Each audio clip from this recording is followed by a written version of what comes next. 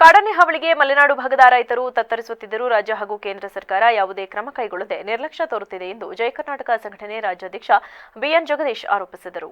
ಕಾಡಾನೆಗಳ ಹಾವಳಿಯಿಂದ ಶಾಶ್ವತ ಪರಿಹಾರ ಮಾಡಬೇಕೆಂದು ಸರ್ಕಾರಕ್ಕೆ ಒತ್ತಾಯ ಮಾಡುವ ಸಲುವಾಗಿ ಇಂದು ಬೆಂಗಳೂರು ಪಟ್ಟಣದ ಅಂಬೇಡ್ಕರ್ ಪ್ರತಿಮೆಗೆ ಮಾಲಾರ್ಪಣೆ ಮಾಡಿ ಪ್ರಗತಿಪರ ಸಂಘಟನೆಗಳ ಜೊತೆಯಲ್ಲಿ ಬೈಕ್, ಆಟೋ ಮೂಲಕ ಪದಾಧಿಕಾರಿಗಳು, ಸದಸ್ಯರು ಬೇಲೂರಿನಿಂದ ಬಿಕ್ಕೋಡಿನವರೆಗೆ ಹಾಗೂ ಆಲೂರು ಮಾರ್ಗವಾಗಿ ಹಾಸನಕ್ಕೆ ಜಾಥಾ ಮೂಲಕ ಮೆರವಣಿಗೆ ನಡೆಸಿದರು.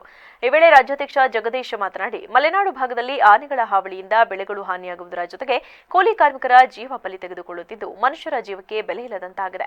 ಈ ಬಗ್ಗೆ ಸರ್ಕಾರದ ಗಮನಕ್ಕೆ ತಂದಿದ್ದರೂ ಯಾವುದೇ ಪರಿಹಾರ ಕೊಡುತ್ತಿಲ್ಲ. ಸತ್ತರೆ ಅವರಿಗೆ ಹಣದ ಸಹಾಯ ಮಾಡಿ ಕೈ ತೊಳೆದುಕೊಳ್ಳುತ್ತಿದ್ದಾರೆ. ಆದ್ದರಿಂದ ಇನ್ನಾದರೂ ಸಂಬಂಧಪಟ್ಟ ಸಚಿವರು ಸರ್ಕಾರಕ್ಕೆ ಒತ್ತಡ ತಂದು ಆನೆ ಹಾವಳಿಗೆ ಶಾಶ್ವತ ಪರಿಹಾರ ಮಾಡಿಕೊಡಬೇಕು. ಇಲ್ಲದೆ ಹೋದಲ್ಲಿ ಮುಂದಿನ ದಿನಗಳಲ್ಲಿ ಈ ಪ್ರತಿಭಟನೆ ಇನ್ನೂ ಉಗ್ರ ರೀತಿಯಲ್ಲಿ ಮುಂದುವರಿಸಬೇಕಾಗುತ್ತದೆ ಎಂದು ಎಚ್ಚರಿಸಿದರು.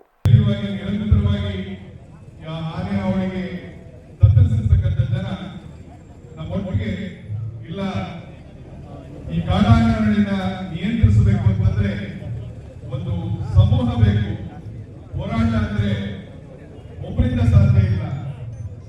ಹೋರಾಟ ಸಾಗರಕ್ಕೆ ಸಾವಿರ ನದಿಗಳೊಂದಿಗೆ ಹಲವಾರು ಸಂಘಟನೆಗಳು, ಹಲವಾರು ಸಂಘ ಸಂಸ್ಥೆಗಳು ಸೇರಿದಾಗ ಒಂದು ಶಕ್ತಿ ಆಗುತ್ತೆ. ಆ ಶಕ್ತಿ ಸರ್ಕಾರವನ್ನ, ಜಿಲ್ಲಾಡಳಿತವನ್ನ ಗಟ್ಟಿಸಿರುವಂತ ಕೆಲಸ ಮಾಡಬೇಕಾಗಿದೆ ಅಂತ ನಾನು ಕಳೆದ 12 ವರ್ಷದಿಂದ ಆಲೂರಿನಿಂದ ಹಾಸನದ ಜಿಲ್ಲಾಧಿಕಾರಿಗಳ ಕಚೇರಿವರೆಗೆ ಪಾದಯಾತ್ರೆ ಮಾಡಿ ಮನವಿಯನ್ನು ಸಲ್ಲಿಸಿದ್ದೆ.